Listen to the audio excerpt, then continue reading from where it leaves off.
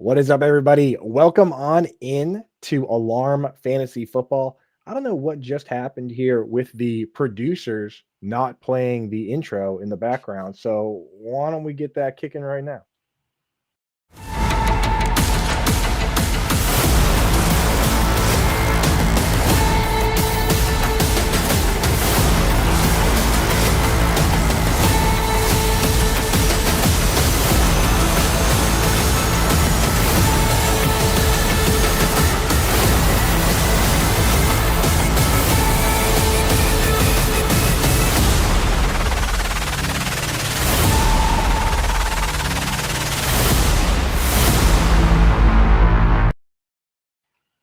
What's up?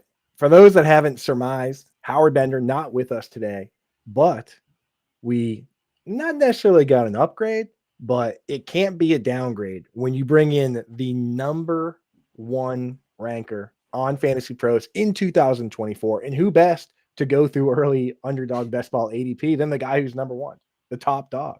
So let me introduce to you folks, Mr. Tyler Orginski over at FTN Fantasy. They scooped you up pretty quick. Once you got the crown and the JWB group kind of has been splintering. So congratulations, dude. I don't even know if I've said so. No, I really appreciate that. I mean, I think this is my first podcast, or I should say guested podcast while I'm with FTN. It'll be the first time. This is the first time I'll have to not say check out JWB. But yeah, at FTN now, been there for officially just about a month now. Starting to roll out some articles. It's been a couple years since I've dusted off the old typewriter, so I've had a lot of fun kind of getting back into the writing of things, and really excited to kind of like just hit the ground running here with FTN going forward. Redraft's always kind of like more my bread and butter, get a lot more busy as the season comes, but it's best ball season, and best ball season never ends.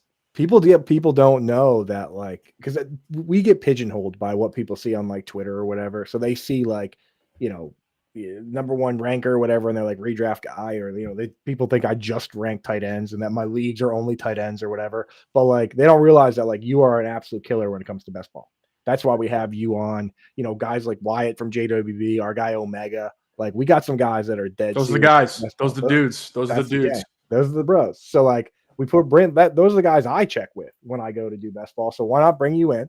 I've been badgering Underdog repeatedly via multiple channels to get them to open up the private drafts so we can do family drafts. So I see you guys hanging out in the chat, Jerry, Ani Coop. On the Discord, they're clamoring for, Jack Sensen and everybody, Obi-Wan Outlaw, everybody. They want to do, drafts with us. Angie Hatfield, obviously, but they're not open. I don't know what to tell you guys. I went to DraftKings. They don't got them either.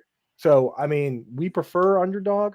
Use promo code ALARM when you get set up with Underdog. They'll match your deposit up to $1,000 if you've never gotten set up over there. But I have to say, we might have to use a different platform because I got to draft with the family. You know what I mean? Today, it's going to be me and Tyler. We're going to be mostly using his ranks because he's the number one ranker in the world. So we'll do that today, right? So I'll get us in. But have you done, first I got to ask, have you done any of these? Because me and Howard did one last week. I had done a couple. Howard had not done any yet. Yeah, the guys you mentioned, I mean, they're degenerates, and I think they're doing like 10 to 15 a day constantly in like the slows, the fasts.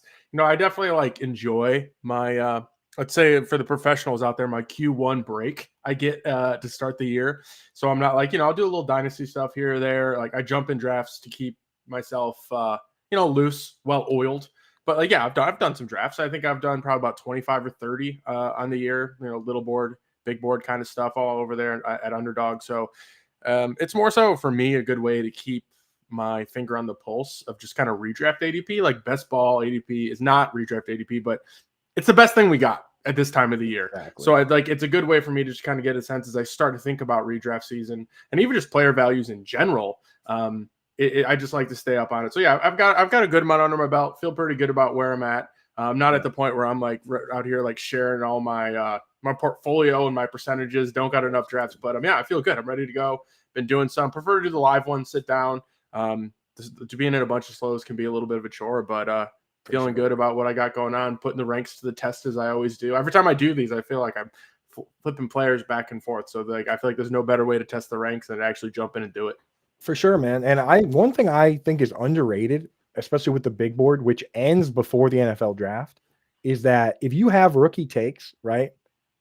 people love to tweet and try and be the earliest about a rookie. Or you can do like a mock draft where you have a guy going in the first round and no one else does, like a wide receiver, but you don't actually get anything for that. Like you don't get anything. It doesn't help your dynasty teams. You don't. There's no award for the first person to tweet about Harold Fannin, right? You know what I mean? But if you do these drafts and you take advantage uh of the early ADPs, and you can only do it before the draft. So if that guy does go in the first round and he gets value, gets steamed up, you get these values. So I think that's a huge thing here. If you're a big rookie guy, get in there and get to it. And of course, some of the HH rascals made it out here. So number one ranker in the whole world. You sure about that? Mike Fiala wants to know. I mean, we'll see. Numbers don't lie. Ball don't Numbers lie. don't lie. I like to say it. I like to say it. I always joke. I'm half joking when I say that, obviously, because I will toot my own horn finally. Not the best at it. But you don't have to, dude. You don't have to toot your own horn. You got a trophy, dude. You got a belt. You know what I mean? Like, hey, you know what, folks? We're not gonna sit here and toot our own horns, but we can factually say you're watching the number one ranker and the FSWA Football Writer of the Year. So I think somewhere along this show there might be something that might be interesting for you to hear. And Nubs, of course, saying you're the number one tanker. I'm not. I haven't tanked in a lot of drafts I'm in with or leagues I'm in with Nubs. Maybe it was a typo there. I don't do a lot of tanking. I usually will play in my dynasty leagues. Those are the guys I play with. I'll keep the aged vets probably a year longer than I should just for a chance at hitting the championship. I'm not a fan of tanking as much. I've done it, but I definitely err on the side of trying to win a ship sometimes when I shouldn't. Yeah, no, I always play to win, dude. I just can't, dude. Productive struggle. Get out of here with that. So we're waiting for a couple people to join, and we'll be up and running here. Let me ask: in your early drafts, I actually just put an article out with some of my early thoughts, just at running back, wide receiver, quarterback, tight end. Those are over. That's over at Fantasyland. That one's free, and it's just like, hey, here's what I'm seeing from the position. Here's where like the dead zone is, in my opinion. Like if you believe in the dead zone, that is, it's kind of like a mythic. It's like the Bermuda Triangle. Right? Like, is it real? Is it not? I don't know. But like, in your early opinion, are you leaning towards like early running backs, early wide receiver? Are you just collecting value? What are you seeing out there? I think it's more just like player dependent on guys that I want to have strong takes on. I think I've always been a guy that kind of leans towards a little bit running back early that played pretty well for me last year. Didn't ship anything serious last year, unfortunately. But I'm usually a guy that just in general, I mean, any redraft, dynasty, best ball, always kind of like leaning towards the running backs. It's worked out pretty well for me. As I'm in best ball this early, getting a feel for things, I really just have like names of guys that I'm going for. And of course, there's going to be like, certain rookies that I have way higher than ADP, certain wide receivers at certain positions. But I wouldn't say like there's a certain strategy around like positional groups that I'm really attacking. Maybe if I had to pick one, it would be the running back position. And we'll get to it. But I think elite tight end too. Like I definitely have Bowers, McBride above ADP, as those are two guys that I've been really trying to settle on, so I don't have to draft as many tight ends. I think in general, it kind of reminded me, is like I like to draft elite quarterbacks and I like to draft elite tight ends just because it leaves me more flexibility to not have to draft more quarterbacks or tight ends, so I can grab and take more dart throws and more shots at the wide receiver and running back position. I think that's generally how I attack best ball. So we'll do that from time to time. My best team last year, oddly, that made it to top 300 in Best Ball Mania, the tight ends were Hunter Henry, Pat Frymuth, and Greg Dulcich, who didn't even play. And my quarterbacks were Jaden Daniels, Drake May, Russell Wilson. So I kind of just spent down on that one. But the thing is, the guy that won the whole thing had Joe Burrow, right? If you had Joe Burrow stacked up with Chase and Higgins, you won the whole thing. So elite quarterback did play out. Our draft is up and running. We're drafting here at the 10 spot. Now, you said you're above ADP on Brock Bowers. Does that mean you're considering him here at this swing region down here? Certainly. So just kind of going over my ranks right now, I've got him 2 spots above ADP. So at the bottom swing, like I think he's plausible at the turn for sure. I currently have him, I believe, at I don't know, like around that 16 range, 15 range. I wouldn't fault anyone for taking him at the swing, but I got him a couple spots ahead at ADP. Yeah. And I might have to update my ADP because I think the sheet that I have might be 5 or 6 days old, but I should be pretty dang close. But yeah, those guys, and I've McBride about 4 slots above ADP as well. Yeah. So those are 2 guys that I've really been targeting. If Bowers comes around the turn, I'm hitting it. Okay. ADP moves on like a 3-day, I believe it's like a 3-day average. So it doesn't even really move that quickly from day to day. Right at Yeah. Underdog. Yeah. So hey, we're coming up here. Good question. Malik Neighbors is top in ADP. Curious where you rank Neighbors. So Yeah. let's take a guy and then we'll talk about Neighbors. Yeah, I mean, Neighbors is a guy that I'm pretty comfortable here. I got him extremely high. Recent news. Who do you have for the Neighbors. highest? Who do you have the highest on your I got a Neighbors. We're going Neighbors. You want to take Neighbors here? Yeah. Oh, yeah. I feel really comfortable with Neighbors. So just to give you the context, so big news for the Giants. A lot of questions around what's going to happen there. Who's tossing the ball for the Giants? Right now, it kind of seems like it's going to be Russell Wilson. I mean, is that where you land on things with the Giants? Yeah. I mean, money talks, and I think that they're comfortable with that. But like the thing with Russell, like I wouldn't be surprised to see if things aren't going well, a switch, which would be better. I think in some ways that could be better. I mean, Jameis Winston's a kingmaker at wide receiver, but I think for me, it's just like there's a small period of time where we saw Russell Wilson start and Pickens play. Pickens was out towards the middle end of the season. Russ didn't come until week 7, but points per game, Pickens was a top 10 wide receiver, and I know Neighbors is better. So like I have no issue. Well, real quick, who's your best available while we're on the clock? We're rocking Bowers. I'm okay with going Bowers here. You want to do it? Yeah. Okay. Oh yeah. Let's just get tight. I don't have to worry about tight end. I'm really good here. I like Bowers here. I like that. And here's my strategy with these is that you get just not to interrupt the Malik Neighbors talk, but with the tight end, we're taking one here. What you find in these drafts is that with 2 extra rounds, it adds so many more players. Because for those unfamiliar, we're doing the big board. This is the pre-draft one. After the NFL draft, the drafts are 18 rounds. This one's 20. Makes it much easier to take 3 quarterbacks or 3 tight ends if you want to do that. There's definitely value to be had with late quarterbacks and tight ends. And it makes it so much easier to say, okay, we're going to take 1 tight end, Brock Bowers, and then at the very end of the draft, we'll take 1 more or possibly 2 more. So you can take 2 more. Right. So like for me, if this was post NFL draft, I would just take probably Bowers and 1 more guy. Right. Yep. But here, I feel like you're almost locked in on that. So you kind of nailed it there. I mean, when we have the 18 rounds, it would be two tight ends. We have an extra round here. We have the flexibility to grab a third if we'd like. I definitely think that that's something that the 2 extra rounds kind of opens up, as if you, because that's why I like going elite tight end and elite QB, is then I only have to grab 2, right? Two quarterbacks, 2 tight ends. You can load up at wide receiver, get your running backs. We got the 2 extra rounds. We got some flexibility.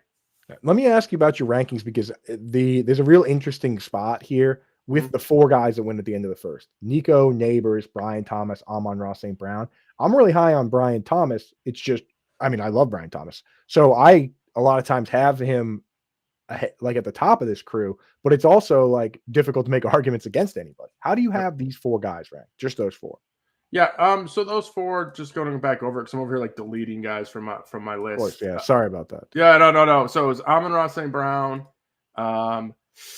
Nico, Neighbors, Brian Thomas, ARSB. And again, folks, this is half PPR. Otherwise, Amon-Ra St. Brown. And Neighbors. Then I have Nico, Amon-Ra St. Brown, and actually have Brian Thomas after. But I mean, I had actually all these guys in the top 13, top 14. So like a really pulling. I mean, these are guys I'm going to take. Like I'm going to have exposure to all these guys. Neighbors likely going to have the most exposure to, because just I have them higher than the rest of them because of the ADP. But like this is one of those things where like I'll get picks at the turn or at the 11, and I'll end up just like mixing them all in because I want exposure to all of these guys. Right? I'm going to mix them in. I'm not going to have this like kind of like hammering the same guy this high in the draft. I definitely want to kind of mix that portfolio out a little bit when we're this early in the round. So that's where I have him ranked right now. Wouldn't be surprised to see him shift at all, but Neighbors would be the guy that I think I'd have the highest exposure to as of today. That's what people don't realize, is that like when you're playing this game seriously and you're trying to compete and win big money, the whole idea is that you can draft a lot of these drafts. Like you don't have to set waivers. You don't have to do lineups. Like that's the whole point, is really to go out and do a bunch of, and if you're not familiar with them, I suggest not like maxing out the big tournaments that are $20. They have a bunch of tournaments that are $3 or $5. You're better off as a new player doing a bunch of low volume entries and seeing what works for you and the strategies that work for you, and then come back next year and try and win the whole thing. I mean, like that's always been the strategy with DFS. You build a model, you jump in like 25, 50 cent contests, and if those work, then you start moving up to the Millie Maker and all that. So the volume is the key here. Mile Luke says, "What up, fam?" And he says, "AJ Dude, Brown going." good to see you. Good to Yeah. see you, Mile High Luke. He was a regular on the JWB show on Thursdays. So He rocks, dude. yeah, That's my great to see guy you. right there, dude. Great That's to my see guy. you. Oh yeah, great to see you around. It's been a little while, but you'll see me at FTN and trying to get on here with Coupon again. My Pros with Joe's partner and a big supporter, dude. So he wants to know AJ Brown going late here. We're gonna make a pick here and then we'll talk about it. But AJ Brown, I will say the Eagles attempted the fewest passes of any team in the league. It's funny, back-to-back years, the teams that essentially attempted the fewest passes in the NFC, the Eagles and then the 49ers before them, both made it to the Super Bowl. That's just odd. Is that not weird? Like you would think that they would at least be middle, even if you're run heavy, like you're still just running more plays than everyone. You want to do something wild here, my man? Yeah, I do. You want to take Trey McBride? Yes. Let's do it. Let's do it. I haven't done this yet. I'm excited to see how this plays out. So we don't have to draft another tight end. I know that kind of stinks for me. But you know what? You want to go? I'm like, okay, that's like my secret weapon. That's like my secret weapon. But the thing is, I'm gonna do so much of that this year that I'm actually glad we're not, because like I'm about to do. Last year we did with the family members. We did 20 of these. So every Wednesday, pretty much the entire summer. You're just grabbing Greg Dulcich in the last round. Yeah, I mean, I did plenty of that. Hey, won a bunch of money doing that, so shut up. It works out for you, man. It worked out more than I did. That's for sure. Yeah. So, but I'm glad we're doing that because I'm going to be talking about late round tight ends all year. So, like, to have a show where we just go off yours and we don't have to think about it is great. And we can also, dude, going too high end tight ends, man, never hurt for me. These guys are volume. These guys are our target volume. They're wide receivers, man. They're wide receivers at the tight end position. Like they're going to crush for us. I mean, we're going to have a distinct advantage at tight end in this draft, in our pod, probably if we advance the whole way through. I mean, not something I'm going to do every single draft, but and you look for with tight end and two wide receivers on the same team. Now let's make our pick right here. So right now this for me would be Chase Brown. Okay, thank goodness. Who I'm a little bit afraid of, but I would draft him. And then I got Jaden Daniels and Devonta Adams up there as well. Now we can't start our draft with 3 of our first 4 picks being quarterback and tight ends. I feel like that would upset the best ball gods. I feel like that would break some sort of unwritten rule. There goes Devonta Adams. Yeah, Chase Brown's good. I mean, I think I like Devonta Adams a lot too, but Chase Brown, I think there's a bit of a drop off. There's a couple spots at running back where, so like there's a drop off here. It's not that there aren't good players left, but you get into the range of like, okay, do I pick an older guy or do I pick an unproven younger guy? Whereas Chase Brown is still the last combination of like young guy that we think is good, guy that's in a good offense, right? Yeah, I mean, he's not CMC, but you look at the CMC workload when he was, pure, RB1 overall. Chase Brown was touching that. Not many guys are able to hold on to that kind of workload on the ground and through the air.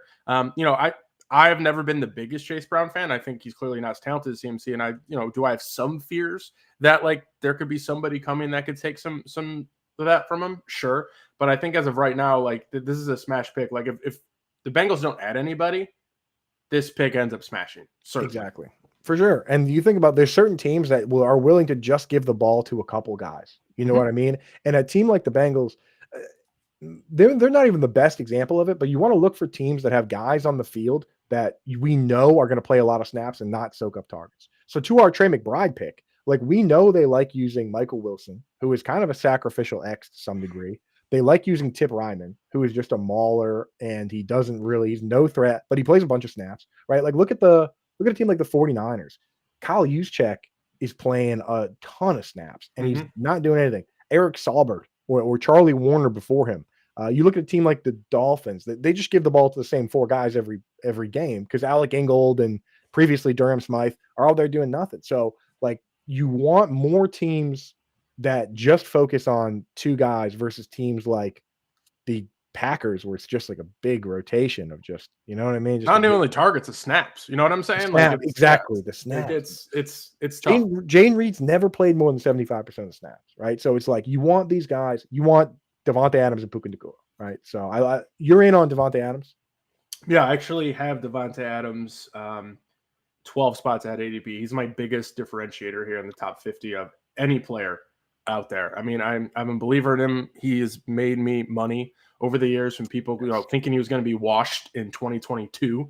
I just think that it's such a good situation for him, man. I think there's just so many like Puka, yes, but man, I don't know. He's one of those guys where I just feel good. Like 150 targets, Coop, sure. Right. And the thing with Adams is that like we've seen him complain. After a Raiders win, he complained and he said, I hold myself to a different standard, a standard of greatness. And if it doesn't look the way I want it to look, then I don't care.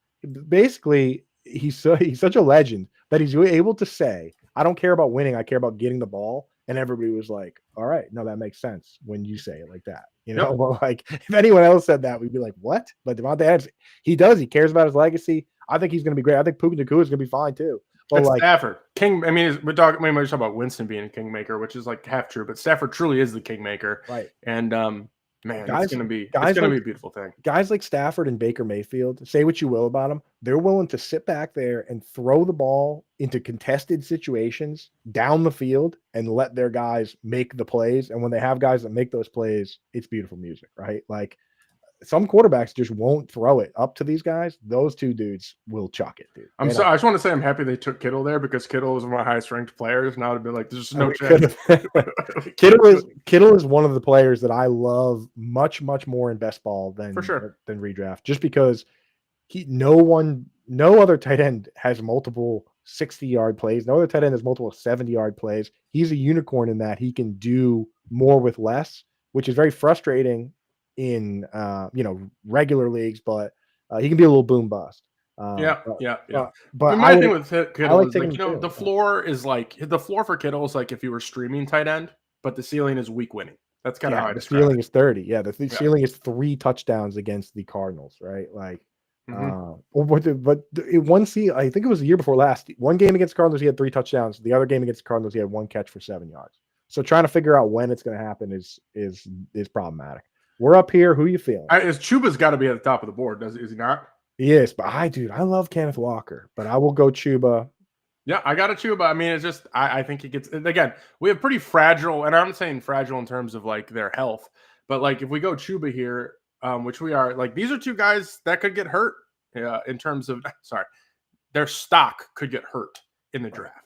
I mean, they signed Rico Dowdle. I don't think it's as meaningful as people think. But no, I don't. That's why I like Chuba. With Chuba, well, because they have Chuba, they have Dowdle, and then they have Jonathan Brooks that we expect back at some point. So I don't necessarily think they do draft somebody. I feel like it'd be kind of crazy for them to. It would be a huge indictment on the health of Jonathan Brooks. Jonathan Brooks. I always spell his name wrong. I don't know if I ever will. Why is it an O instead of an A at the end? Is Rashee Rice around? No. Okay, I missed that. Where'd he go? He went. We're on the clock, so let's not worry about Rice. I got Waddle or Travion Henderson here. Dude, Travion to the Broncos would be so great. What you make the call? We're doing your rankings, your draft. I mean, Jalen Waddle. Yep.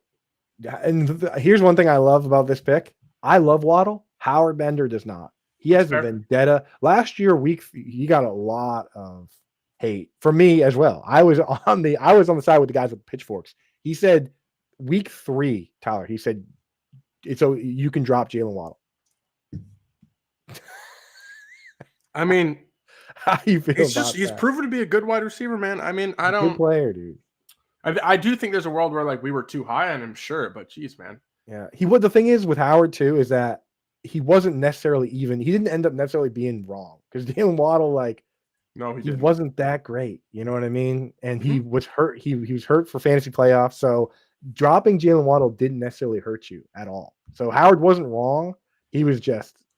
He's Howard Bender. He's Howard Bender. Yeah, exactly. Yeah. It's like, you know what? Howard's a legend for a reason. So that's why we listen to him. But it just I couldn't wrap my head around it. I didn't like it. So here's what we have so far, folks. If you're just joining us and you're not looking at the screen and maybe you're doing something else, eating lunch as was suggested, we have 2 running backs, Chase Brown, Chuba Hubbard, 2 wide receivers, Malik Neighbors, Jalen Waddle, and the curveball is we have 2 tight ends, Brock Bowers and Trey McBride. We told everybody, you better take them. We're going to take them. We took them. So eat it. Yeah, man. I mean, I won't have a lot of teams. I mean, I guess I have probably no teams technically because this is your team. But I mean, those It's are the our kind of team. things I like to do It's our team. sometimes. I'll put a label on it. I'll make sure that if we win Yeah. big money, we'll take care of you, buddy. Yeah, right. I mean, I'll get you a beer at the expo if we win big money. There we go. There we go. Give him some natural lights. Yeah, I wanted Rasheed Rice there for sure, but I didn't see that he was gone. My So screen's no one saw him go. No one saw him go, but he went at 4.11. I'm like squinting here at my screen to see this because I got a couple different windows open, but I got contacts in, so I can see all right. You got to figure it out, dude. Trayvon Henderson, of course he did. Okay, we got to see what happens here through this. 75% snap count, Jaden Reed. That one, he's like, I wrote an article last year. I was like, there's 3 guys where if they go from a slot guy to a full-time player, they could have big upside. And I was like, you might want to grab these guys in Dynasty because I think it happens at some point. The 3 players were Jaden Reed, didn't happen. Josh Downs, didn't happen. Jackson Smith and Jigba did happen. But when it does happen, I mean, to guys like Chris Godwin, guy like CeeDee Lamb, that was a slot guy his rookie year, guy like JSN, it's big. Do you ever see any of these guys becoming full-time players? Jaden Reed, Josh Downs, Wan'Dale Robinson. I mean, what is it possible? Downs would probably be my favorite of those. I think he just needs a quarterback who plays the traditional quarterback role that throws the ball accurately, short, intermediate, throws the ball enough times in a game. I mean, Josh Downs, I think, proved that he can be a difference-making player. Might be a little rich, but if he gets an above average quarterback or even an average quarterback who can throw, I definitely think Downs is the guy that I would. I think last year there was multiple weeks with Flacco that I was ranking Downs above Pittman.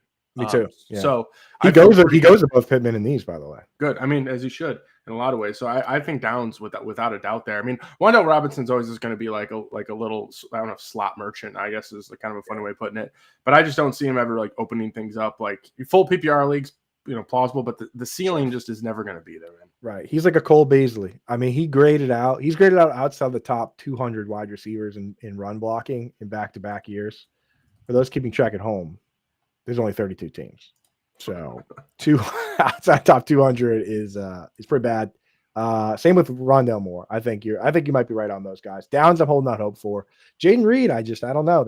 They've had plenty of opportunities, I feel. What's changing for him? You know what I'm saying? What changes for that to happen? Like, is it like Christian Watson's going to miss the whole year, but it's probably going to be Wicks and Romeo Doubs on the outside. They could even draft somebody, man. I'm worried they're going to draft somebody. They need their one. Remember, was that Jacobs who said that on like a podcast? So they need a one. Dude, should not be saying. That's something you say maybe in-house, or you don't say at all, maybe. I don't know.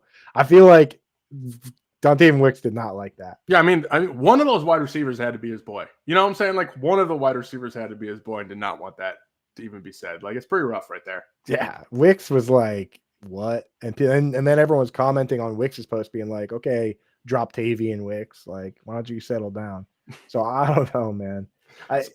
If they add a high-end wide receiver in the draft, that would really muddy up probably the waters that are already the muddiest, because like we're rooting for Tucker Kraft, right? It's of course. Like Romeo Doubs, they like Jaden Reed, they obviously manufacture touches for, so that would be a mess. But we're coming back up on the clock here. What are you looking at? Who are your top names? Brandon Ayuk, rookie, Igbuka, and Jacoby Myers. Okay, so I do worry a little bit that Ayuk. So most doctors put the ACL PCL combo, which or whatever his combo is. I saw a tweet specifically saying that October is when we can expect him back, and then he should be 100% by the end of the year. So that's the game. It's like, are we getting a super discount here, or are we running the risk of not having this guy at all? Yeah. Ayuk is your top guy though, so we take him, or no, I'm okay with taking. I want to we can get a rookie there, but like I haven't moved Diggs up yet. How do you feel about Diggs, Patriots? I think that I haven't moved him up. We can get Diggs next round. Okay, I would go rookie Igbuka. Yeah. Now Diggs, I think obviously the target's going to be there. That's why, as a Patriots fan, I was like, all these other teams are like, oh, I don't want Diggs, I don't want Deontay Johnson because they're divas and they want targets. As a Patriots fan, I was like, dude, who cares? Like Deontay Johnson, he's not going to complain about the number of targets he gets on this team because he will get 125. He'll get 140, 150. Like these guys are immediately the best players here. Stephon Diggs was on pace for 99 targets last year, rounded up to 100. Right, Mm-hmm. like sorry, not targets, catches, 100 receptions, dude. He was averaging 5.75 catches per game. Yeah, he So was on pace to be a really like a very solid, very good wide receiver last year. Things were good. Things were looking good. Not the elite things we were looking for, but I mean, we're up now. Diggs is available. Who was the top of your list before updating though?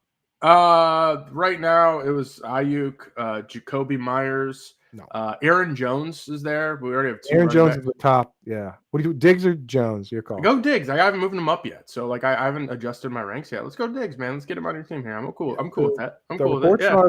The reports are that he's hitting every milestone and that he could actually be ready to play week 1.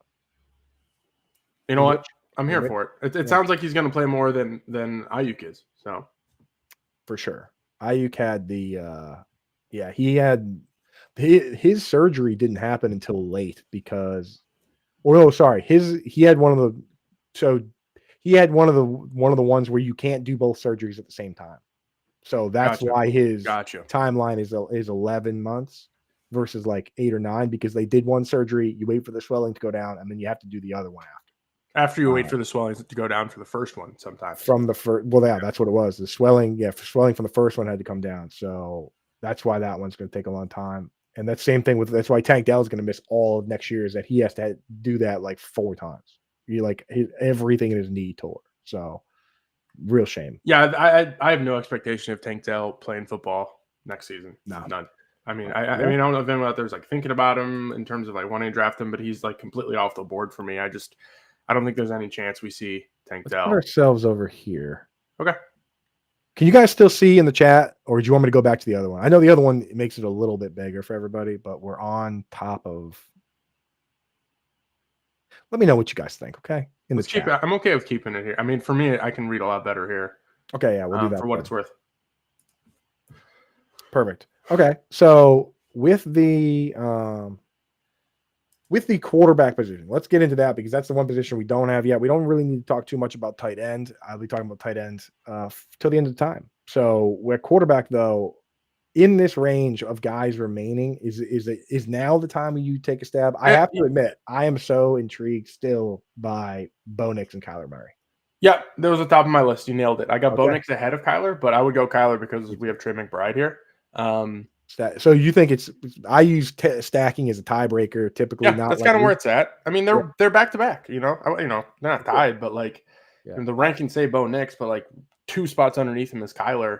And for me, I would kind of want to take advantage of the stack. If the Cardinals' passing game goes off, usually Trey McBride is involved. I'm not. I think like stacking. I would say, is it overplayed? I think it was overplayed a lot more. I think people have cooled down on it a little bit. But at the same time, I still like to do it when I can, especially when it's like a number 1 option or a player like Trey McBride or top tight end. And when it's close like this, like I'd be ready to roll there with Kyler if especially if Bo Nix goes. I think the stacking will be back this year because of the number of people that won major tournaments with the Bengals players. Yep. I think people are going to overdo it again because you're right. It cooled off in recent years because of the mobile QBs, right? Mm-hmm. Like Josh Allen was big winner, Jalen Hurts, and then we went back to last year. I think is going to revert a lot of that progress we made. But the thing with Kyler, man, top 3 quarterback. This is per fantasy points in getting the ball out of his hands in under 2 seconds, which is good news for Trey McBride. Right? Quite fast. So Bo Nix just went. We could be in trouble here if Kyler Murray goes. The next guys on the board at ADP wise are Jared Goff, Brock Purdy, Justin Herbert, Jordan Love, Drake May. In that range, we don't really have a lot of stacks. No, I mean we could get your Pats stack, man. The Pats are so bad. Look, you don't have to come on here and butter me up, but you can. Like we'll see where we're at. We'll see where we're at. Dude, the thing is, I'm so excited to someday say the Pats are back and have it actually be true. Maybe. I mean, someday.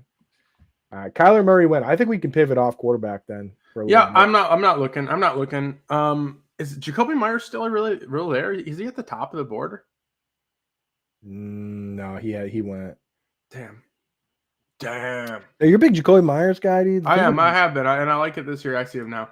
I like him a lot. I think he's underrated wide receiver. Oh no, he went. He's Yeah, he gone. went. Yeah, I see him up Where did there he now. go? A bit higher than I could see. I'm He sorry, I'm went. looking at He small went screen. before. He went before. Oh, he went real early compared to us. Must have my ranks. He went before our last. He went before we took Egbuka. Is Matthew Golden still around? No, he went earlier too. Makes sense. Because he's a speedster. Those speed guys always go crazy early in best ball. I took him last time around. The top of the wide receiver board is Michael Pittman, did not need back surgery. Rashad Bateman, Marvin Mims, Hollywood Brown, Keenan Allen. I like Pittman. Sounds like you don't, based on what you said. I'm okay with taking him here. I mean, No, generally speaking. let's take one of your top guys. No, it's Pittman's at the top, man. I can't even lie to you. Oh, okay. I like Pittman, dude. I think one thing that there's a note on there that says could need back surgery, which I think is great because people click his name and see what's going on with him. But since then, that note is 3 months old. Since then, they've come out and said he doesn't need it. So it's honestly that can make the difference with some people. You click a guy's name with like 20 seconds on the clock and it says could need back surgery, you're not going to draft that guy. So I think little things like that can help the values of these guys. We're coming up back again. Who you got? Who you got up top? I got this. I think I got Andrews up here. I got Njoku up here. No. Otherwise, it would be Herbert and Jared Goff. Jared Goff above Herbert right now. Goff just went on the swing. All right, man. Herbs. Let's go. We need a solid QB. I think at this stage we're getting the QB. We didn't take a top 12 QB, so we're going to take 3. And I think we've got our staple now. So now we can take like high risk, high reward guys with the other 2 if we want. Yeah. No, for sure. I'm with you on that one. It does suck because I do see like Njoku and Andrew sitting at the top of my board, so it's like makes you kind of regret going early on those guys. But it's fine. It's just the way things. Well, Andrews went. So Njoku just went right after us. I see. Yep. Yeah. So I mean, tight ends. Again, so like there's guys here like Evan Engram playing that Joker role. He tweeted out the Joker gif. His ADP's been creeping up slowly, but ADP does not move as fast as people think. It does not. It doesn't. Like Evan Engram, I'd have him ranked higher than tight end 12 in this scheme with everything going on. I think people when they see a guy get released, they think it's like a death sentence, but he's getting released because he doesn't fit the scheme, right? That's fair. That's very fair. I mean, it's not a death sentence. You're absolutely right about that. I think that is the assumption that is made. Yeah. So, okay, let's get ahead of it now then. Who are your top, like, let's put some guys in the queue. Who are your top remaining running backs? Running backs? So, for me, I want to ask you, do you like Tyrone Tracy and Najee Harris? I like Tyrone Tracy. I think his job's somewhat safe. Najee Harris, I'm a little bit lower on. Like, I think if you scroll up, like, he went right there in the 5th. Don't have him that high. But I do like the situation decent. Because I think there's this assumption that the Chargers, Harbaugh, Greg Roman's like they're just gonna pound the rock with Najee. Like they're pretty average in terms of their pass rate. You know what I'm saying? Like they don't run as much as I think people assume they were going to. Like I do think it's a good situation. But like, what happens if J.K. Dobbins is still a free agent? Is he not? Yes, he is. What if they just bring him back on something cheap? Like that, all of a sudden, that does not feel as good. And J.K. Dobbins looked pretty good to his credit. Some guy I was completely out on last year. I'm surprised he's still out there. Have you heard anything as to why he's still out there? Because I honestly, I'm not surprised with how well he played. I think, dude, a lot of people were wish casting him to the Broncos, and it just didn't happen. And now the Broncos beat writers, I'm seeing them. They're writing like spiteful articles. Like they're writing articles that are like this is a huge mistake the organization's making, not bringing in J.K. Dobbins. And I'm like, I don't know, maybe it is, but like, yeah, I don't know what's going on with that. I think people are just scared by the medicals. I think part of it is that when you have a guy like that goes to a team with a coach he knows in Greg Roman, and they don't want to bring him back, it makes you wonder what's up. What's up? Because like Najee, he like Dobbins was good. So like I think there is some of that around the league. Like teams, they're very egotistical and they're also very skeptical. Like they love going to bad teams and saying, "Oh, we'll take this player from them because that organization's bad and our organization's good," right? Like we'll fix Jonathan Mingo, like we trading the Cowboys trading to get him from the Panthers. But teams don't like looking at good teams and saying, "Oh, well, that's a good organization. Why don't they like him?" So I think that's a bit of that's just all speculation from my part. But we But speculate. That's what we do here as fantasy Dobbins football is analysts. Dobbins is the top of the ADP. Who are your top RBs that are there? I mean, Dobbins is at the top for RBs for me right now. It's kind of a drop off. Then it's like Trey Benson, Tajay Spears. Like it doesn't feel as good. I mean, frankly, I have Christian Kirk at the top of my list right now, and I don't hate it. I don't hate it. It really hurts. I mean, we might have to take a lot of stabs at RB, but like we took 2 earlier RBs, and it's like Kirk. So Kirk is gone. Okay. So I mean, like it's Dobbins, Benson, or who's the top for wide receivers for you? For ADP, it's Hollywood Brown. He's gone. So for ADP, it's Xavier Legette, Romeo Doubs, Jaden Higgins, the rookie. Romeo Doubs is up there. Then I'm glad you let me know. I'm as we're talking Coker. and the screen is small. I'm missing a lot. Right. I got on the clock. You want to take Dobbins or? Yeah, I mean, let's go Dobbins. I'm okay with that. I mean, it doesn't feel great, but it is the 11th round. We can take the high risk Bashal Tootin. No, I would rather go Dobbins. I think. Yeah.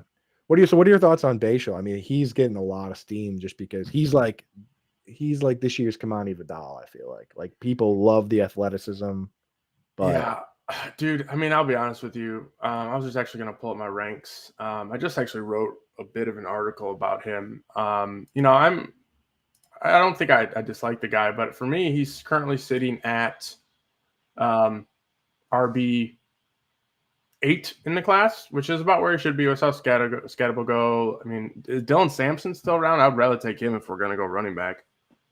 He should be. Yeah, I mean, if we're looking for a rookie running back, I mean, I would go Sampson over Tootin for sure. Okay. So right now we have Herbert. We have 3 running backs: Chase Brown, Chuba Hubbard, J.K. Dobbins. So could use some RB help. Wide receivers are Malik Neighbors, Jalen Waddle, Emeka Egbuka, Stephon Diggs, Michael Pittman Jr. Tight end, we're all set. Brock Bowers, Trey McBride. So we could use. I got Quentin Johnson up right here with our Herbert here, where we might get 3 or 4 games out of him. He just went. Thank you. I really can't see at this point in time. Where did he freaking go? I missed Romeo Doubs. So we're on the clock here. Romeo Doubs. Rip. Where's Dylan Sampson at, man? Let's grab him. Grab Dylan Sampson. He'll go before we get back. Yeah, I mean I'm at 6. He could probably be running back 5 in this class for me. Yeah, this is a deep class. Are you with the people that are saying it's like 2017, or are you a little more cautious on this? You know what's funny, because like I don't know if we're going to see another running back class like that for quite some time. I do think it's a strong class. I think when you're looking at the positions, quarterback, running back, wide receiver, tight end, I do think it's stronger. Running back is stronger than all 3 of them. And that's somebody who really loves Colston Loveland. He's actually my tight end 1 above Tyler Warren, but I think that might be a conversation for another day. It's like with those 2 guys, I think the stupidest thing anyone can do is argue that one is definitively over the other. Yeah, I think it's fair. When people say I have Warren 1, I say okay, cool. If they say I have Colston Loveland, I say oh yeah, that makes sense. Like I'm in the camp of like I think both these guys are great. So carry on. So yeah, I mean, good running back class. Gene T at the top, and then there's a really nice tier of Hampton, Henderson, Judkins, and then even the tier after that, Caleb Johnson, Dylan Sampson. I would even be putting Devin Neal, who I'm a little bit higher on than other folks, Cam Scatterbo and Tootin, in like a position where all those guys I think could find themselves in a position to be contending there. Get-ins, Harvey, Ollie Gordon, those when things kind of drop off a little bit for me. You really need the right even Rocket Sanders though, right? It's like with all these guys, and I look at the tight end position the same, where it's like at the top you got studs, right? And then you've got different play styles where if they land in the right spot, right, at tight end and running back, then we're good, So yeah, I mean that's why you take a lot of shots at rookies in these. I mean, just like any best ball draft or any draft on earth, it's like you got to hit the right guys. Like it's you got to hit the right guys. So that's why people do a lot of them. I will say I did 3 of these last year with the family before the NFL draft, and one of them was my best team of pretty much any of my drafts. And that team had Brian Thomas Jr. and Bucky Irving on it, I which mean, was like the rest of the team could have been garbage. Those two guys drastically outperformed ADP, especially Bucky. So yeah, that was a smash pick. Probably two of the best of last year. It's nice when things work out. But it's not even that I was just like, oh, it's not even that I was like super duper high on them. It was that this is the format to take those chances, right? Like Dylan Sampson here. Like you look at these running backs, we know Rico Dowdle, Rashad White, Jalen Wright, these guys are going to be in some sort of timeshare where they're probably not going to be the top dog in the group. We don't know with these rookies. They could come in and just be flat out straight up better than anybody on the team, right? Anybody that lands on the Broncos, anybody that lands on the Cowboys, anybody that lands on, I mean, there's a bunch of teams where you look at the starter and you really only like the fact that he's the starter. So for wide receiver, the best available here, we're on the clock. Jalen Coker, Dontavian Wicks, Alec Pierce, Amari Cooper, Alec Iomanar, and I'm still trying to figure out. Get Iomanar for sure. Okay. Big fan. Elick, yeah. Okay. I like him too. A lot of people very smooth, man. He's very smooth. I think a lot of people, he's kind of that classic credit where, like, I correct me if I'm wrong, somebody might, but like I don't think he's been playing wide receiver his whole life. Like he's not like a lifelong football player. I believe he's from Canada. Right. Yeah. He bounced around. He actually lived in Massachusetts for a little while. Yeah. And that's where he kind of really got into football. Some good raw skills, man. The tape is good. And like, honestly, the Stanford passing offense was not doing him any favors. So he's a guy that I've gotten myself pretty high on. I actually have a lot of him. I put my ranks away just so I could start reading names and stop telling you who's available, and you tell me they're gone. I'll just tell you who's available. Yeah, I'll tell you who's available, and you tell me. And the thing with like guys, you gotta understand, guys that go to Stanford, go to Michigan, go to Iowa State, like you can't just take the raw production because those teams don't throw. Yeah. I think it's such a good point. Like I was having this conversation where it's like, I'm definitely more of like a spreadsheet statistics data guy. We're up with sorry to interrupt. We're up quarter. So Matthew Stafford is a guy that I've been intrigued by. Just because we look like the way you and I look at it, right? Like it's like, okay, Jamar Chase goes in the first round, T. Higgins goes third or fourth round. We have Puka Nacua in the first round. We have Devontae Adams in the third or fourth rounds. Joe Burrow goes literally 100 picks before Stafford. What is Stafford doing down here? Something's wrong here. Someone's wrong. It's not the math ain't mathing. And I do, obviously, we're not saying that he's going to score the same number of points as Joe Burrow, but either Puka Nacua and Devontae Adams are being drastically overdrafted or Stafford's being underdrafted, right? Yep. And I would probably bet on Stafford being underdrafted considering who he is and what he has done. Right. He's had multiple years that would have been MVP caliber seasons if not for crazy performances by other people. He's one. I mean, like I think, is he one of the greats? I think it's not too bold of a thing to say. But I mean, like you ever like listen to other quarterbacks talk about Stafford? I think that's all you really need to know. Like he's a soldier, dude. If you want to get pumped up on Stafford, go and Google the video of when he was on the Lions. The Browns game where his shoulder is hanging off and he's like, if you need me to throw, I can throw. Yeah. And they put him out there, he converts it, and then his teammates are trying to celebrate with him, and he's like, don't touch me. Don't touch me. My arm is destroyed. And he immediately went in that surgery, but like he was like, I'll play. That guy's just a baller, dude. He rules. I had goosebumps just thinking. Yeah. And I guess what I was saying before is like, spreadsheets, data, stats, big fan of it in the NFL. Because I really think that, the level of play is pretty even, right? And yes, there's like really good teams and there's really bad teams, but like truly any given Sunday, like the bad teams any week can beat the bad teams, the good teams any week. In college, it's just the level of competition is so widespread, man. It's crazy. Like you have to take the raw data with a grain of salt. You absolutely have to, because it's just, like, don't get me wrong, GT is my RB1, but like, the level of competition is something that I do take into account. And I think, I'm a little bit hesitant to be like, yeah, he's generational. He's a top 3 dynasty running back out the gate. I think he's great. He's going to be great.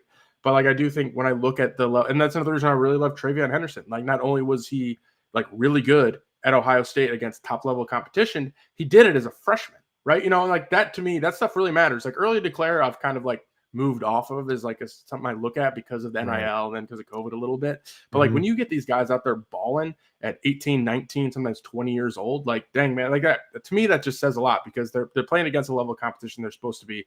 Not like Tyler Warren, who's absolutely balling in his 5th year. Not to hit the guy too much, but it's just like I knew you were gonna get. I knew that's where you were going. it's like, dude, man, he's like he couldn't beat out Theo Johnson. Like he was not as good as Theo Johnson when he should have been. Pat Fryermuth, like I know it was loaded, but yeah, he should have been better than Theo Johnson. Like it's not the end all be all. You can make the argument that he's a converted quarterback and he had to learn a little bit, but he's been for sure. It's not the end all be all, but like that's the kind of stuff that like it doesn't show up in spreadsheets as much. I mean, you can make it show up in spreadsheets. I think that if Colston Loveland gets drafted above Tyler Warren in the NFL draft, there will be no arguments anymore for Tyler Warren. No, because that would be it. Like if Warren goes ahead of Loveland, there are still arguments for Loveland. If Loveland goes ahead of Warren, then there's really you don't have any more arguments. I like I really hate to say this, but I wouldn't be shocked if Tyler Warren ends up something similar, like probably not as bad, but like Michael Mayer. Like that kind of situation, man. Like it wouldn't surprise me. Easily happen. We're up here. Top running backs are DJ Giddens, Braylon Allen, Austin Eckler, Damian Martinez, Nick Chubb, Justice Hill, Elijah Mitchell. Wide receiver. Who's at the top again? I want to go wide receiver here. I think wide receiver Alec Pierce, Isaiah Bond as a speedster, Wan'Dale Robinson, Demario Douglas, DeAndre Hopkins, Jalen Royals, Xavier Restrepo. We have 7 seconds. Just go. I'd go DeAndre Hopkins here. Okay. We got some rookies that need a little veteran presence on the team. What do you mean I missed my pick? No, I didn't. We got Hopkins. Good. All right. What's running backs now? Because I probably won't go RB. Running back DJ Giddens. So here I'll give you the rookies. The rookies are DJ Giddens, Damian Martinez, Brashad Smith, and then we have Giddens would be my highest, but I'm not sold yet. So we'll put Giddens in there. Braylon Allen. So then there's kind of backups or split back guys, and Braylon Allen, Justice Hill. Right. And then there's wild cards in Nick Chubb, Elijah Mitchell, Kareem Hunt. Like you're trying to guess who's going to be the Kansas City running back. Raheem Mostert, get back with Chip Kelly in Vegas. Yeah, I mean, toss Giddens in there. Let's see how it lands. Yeah, I hope he doesn't go here. Both the guys picking before us have 4 running backs like we do. So they could be a little bit if you can, Coop. Yeah, sorry. I absolutely can, and I should have before. A lot of moving parts here, A lot of chatting, a lot of stuff. So I had to put the spreadsheet away in my ranks. I was like, I can't do this anymore. I think I have no idea even who's on the board. So we'll take Giddens or Martinez, right? Giddens for sure. I mean, I have him decently. I don't really like Martinez either. Martinez is a film grinders guy. Yeah, I mean, I think he's pretty one dimensional. I'm not gonna lie. So to the conversation we were having before. I want to bring it back. We were talking tight ends. We were talking about competition in college. Yeah. This comment earlier in the show, 18% Fannin, good or bad? Fannin is one of those guys, right? Because he went to Bowling Green. What are your thoughts on a guy like that? I don't think it's bad in Pittsburgh. I'm assuming you're getting him at the end of the drafts. Like I have no problem. Like 18%, you're taking you're probably double the market on him. I don't think it's bad. I usually don't want to go too high over like 20% this early, just because like if he drops day 3, bad situation, like you're cooked. But I'm assuming you're getting him so late that it's like a non-issue. So like, I don't really have a problem going that high, 15 to 20% range. If it's a guy you're just willing to take a stand on in like the 17th, 18th, 19th round, you know what I'm saying? Like if you want to say like, oh, this is my sleeper this year, I'm going to get 20, 25% of this guy, but you don't have to give much up and you're taking him after round, 16, 17. I have a tough time, poking holes in that argument because it's like you could be right. Like we're so late; these guys are all dart throws, except for Hunter Henry, of course, who just went star. Hunter in the hen house. Hunter in the hen house, baby. Let's go. Yeah. So I mean, I don't think it's bad. I think it's fine. Where he goes, it's tough to have a strong opinion on, if I'm being honest.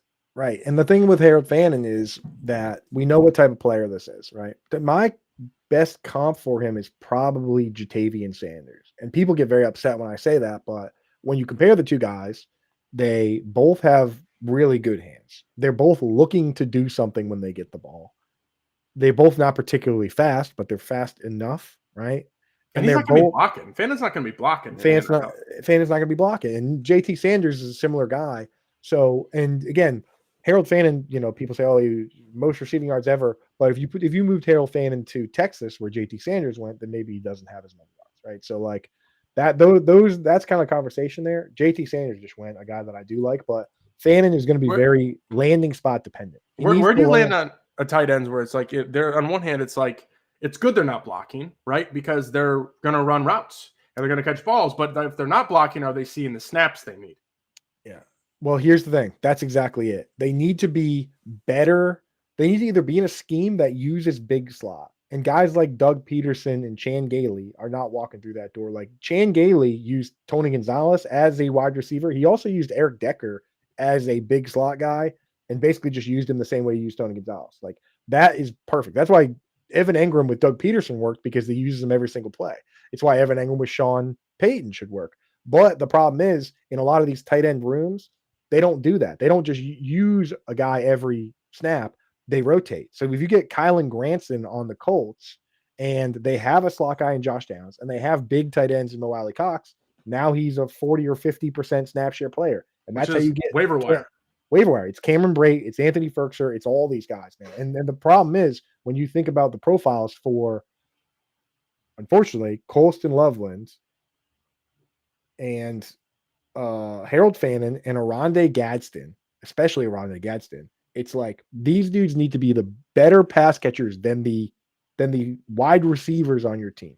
Colston Loveland, I believe that will be true, just like Brock Bowers. Yep. But with Fannin and Gadsden, we need to see a team commit to that. Yeah, because they're probably not going to get the draft capital where there's going to be that big of a commitment. It's going to have to be in the right spot.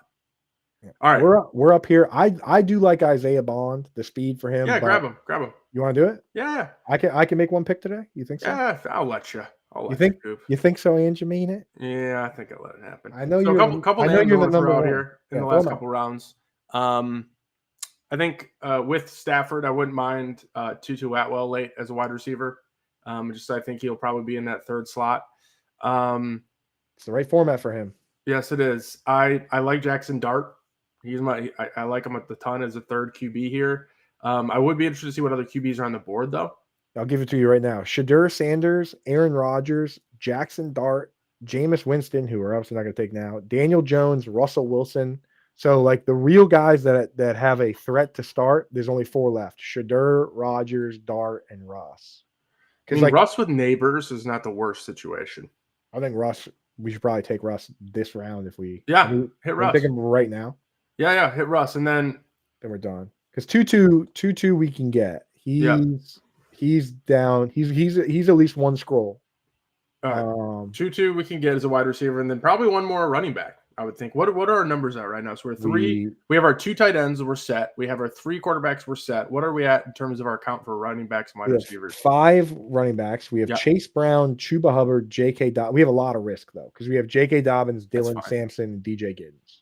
Wide receiver, we have Neighbors, Waddle, Emeka Egbuka, Stephon Diggs, Michael Pittman. You picked all the wide receivers where I don't know how to say their names. Is it Elick or Elick? That's a good question. Elick, Ianamar, DeAndre Hopkins, and Isaiah Bond. See how I picked a name that I know how to say? We might want to go 2 running backs here, if I'm being honest. Because that puts us at what, 8 wide receivers? Yeah. Yeah, I mean, let's see how it falls, but I think I'm leaning towards 2 running backs. Let's pull up the running backs. Just so you know, at tight end, the best available tight end are Juwan Johnson, Tyler Higbee, Harold Fannin, Chigakonkwo. Dude, Tyler Conklin would have been an interesting pick here with Herbert. I think he takes that role over Disley. What do you think about that? Easily, dude. I wonder if they still draft somebody because he's on a 1-year deal, but like Conklin's good. Conklin's a top 32 tight end in the NFL, without a doubt. So weird that he had exactly 87 targets 3 years in a row. Like that's just I didn't know that, but I'm not surprised you did. He did, yeah, exactly 87. Which is like there was a baseball player, Chris something, that batted exactly 247 3 years in a row, which is like an anomaly. But yeah, so last 3 years, 87, 87, 87, and 72 targets. But he also missed a game last year. So I mean, dude, it's perfect. Yeah. If we want to do that, but we probably should take a running back. We probably shouldn't take another tight end, to be honest. No. I mean, it's that we could say let's in terms of rookies go. I could look, but is RJ Harvey around right now? Nah, he went, dude. He went. He went. Okay. The best available running backs we're looking at Brashad Smith, Kendre Miller, Marshawn Lloyd is a post-hype sleeper. What about Jordan James? Jordan James is available. Okay, like and then that. what? Trevor for other rookies, Trevor Etienne, Jarquez Hunter, Jaden Blue. I don't even think I have Jordan James would probably be my highest one left here. I mean, I know Jarquez. I think he just got a top 30 visit. Raheem Rocket Sanders. I don't see anybody else here who's named. I would go. I like Jordan James late, but I kind of want to get one Wiley vet here. What kind of Wiley vet running back we got left here? Antonio Gibson. As Wiley. I mean, Miles Sanders. Those are like literally the only two guys. We're not going to take Roshan Johnson. Audric Estim. I mean, like, yeah, there's nobody left that wasn't a rookie last year. Dude, what about Antonio Gibson? Dude? All right, let's go Gibson or Jordan James. Well, let's take. Say it one more time. I didn't say a name. I just kind of trailed off. No, you're good. Is that good radio? I just said let's take, and then just thought quietly to myself. I know you got to get out of here too. So we're good. We can finish out this turn here, and then I'll have to pop off back to the real life off my lunch off the lunch break. Off the lunch, dude. And so we're up now. I say we take Jordan James first. Yeah, rip Jordan James. Because I think we'll be more disappointed to not get Jordan James than if we don't get Antonio Gibson. Oh, for sure. You know, but yeah, we got a good smattering of. I like what we did here, man. We got quarterback Justin Herbert, Matthew Stafford, Russell Wilson. That's what you can do in these drafts when you all outside the top 100 picks, right? Pick 111 for Herbert and all outside the top 12 QBs. But I mean, those are very good players, like MVP caliber seasons, obviously from Stafford and Russ. Would anyone be shocked if Justin Herbert won an MVP of the NFL at some point? I wouldn't be shocked. No, I wouldn't be. You know, like these are good players. So we'll wrap it up with Antonio Gibson here. So that's the quarterback room. Running back room is Chase Brown, Chuba Hubbard, J.K. Dobbins, Dylan Sampson, DJ Giddens, Jordan James. And with that many rookies, we got a little floor with Antonio Gibson. Again, 20 rounds here, so you can kind of load up every position. Wide receivers, Malik Neighbors, Jalen Waddle, Emeka Egbuka, Stephon Diggs, Michael Pittman. I mean, there's some bros in there. Pittman and Diggs, those guys are capable of playing 100% of the snaps when healthy. Elik Ayumanar, DeAndre Hopkins, Isaiah Bond, and then at tight end, we have Brock Bowers and Trey McBride, where we don't need a third tight end because if one of those guys fails, then we were cooked already. You know what I mean? Like when you're going to invest that heavily, well, you know, like same thing with, it's like if we took our two quarterbacks were Jalen Hurts and Jaden Daniels, right? Like if one of those guys fails or gets hurt, then it doesn't matter. It's already over. So it's the way to play it, man. It's just like you don't want to be thinking like, oh, if this guy gets hurt, what am I going to do? It's like, no, if that top pick gets hurt, you're probably cooked anyways. Look, Wyatt said it's a good team. Look, Wyatt. Wyatt, it feels we went kind of crazy there at the top with the tight ends, but I wanted to try it. And then running back's a little slim, but it is what it is. Tyler, the number one ranker in the whole dang world. Okay, he liked Stafford too. I did. You can't put that on me. But I'm a Lions fan, so like there's always that soft spot in my heart. So like I feel like I'm a very biased party when it comes to talking about Matt Stafford. So he's the guy I'll root for. I felt like when the Rams were in the Super Bowl, I felt like I won the Super Bowl. Is it biased if you're right? Yeah, you did win. Dude. Yeah, I feel like I won. You guys are connected now forever. Forever. We're friends. My wife saw him in an airport once. He basically knows me, dude. Basically knows me. Best friends. So tell everybody where you and your best friend Matthew Stafford, wherever they can find you, where they can find your content. Yeah, so I'm still on Twitter at FFTylerO, but everything's over at FTN Network now. All the drafts are there. I mean, I got my dynasty rankings are up there. The rookie draft rankings are up there. These best ball rankings that I was going off of, those will all be found there. I'm also writing articles now, so you can find my articles over there. Podcast probably soon. Everything over at FTN. So come check it out. That is awesome. Everybody, thank you so much for joining us. You know where to find my stuff over at the Fantasy Alarm. So we're going to get you guys out of here. We'll be back next Wednesday. If you want to catch my next shows tomorrow night and Friday, Sirius XM channel 87, 6 to 8 p.m. So thank you, Tyler. Thank you, family. We're out of here.